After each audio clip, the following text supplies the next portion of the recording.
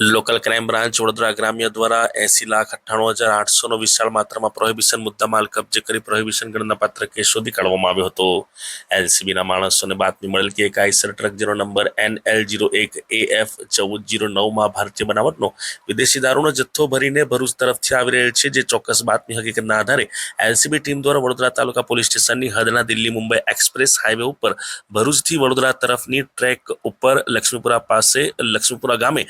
bridge थी आश्रे 200 metre भायली तरफ उपरोक्त आईसर ट्रक ની વોચમાં રહેતા બાતમી હકીકતવાળી આઈસર આવતા તેને કોર્ડન કરી ઝડપી પાડી આઈસર ટ્રકમાં ડ્રાઈવર એકલો જ હોય જેનું નામ પૂછતા સિંદરપાલ સિંહ જાટ હોય અને જે પંજાબનો રહેવાસી હોય તે જણાવતા તેને સાથે રાખી આઈસર ટ્રકનો પાછળનો દરવાજો ખોલી ખાતરી તપાસ કરતા અંદર ભારતીય બનાવટનો વિદેશી દારૂનો જથ્થો ભરી મળી આવેલ હોય જેની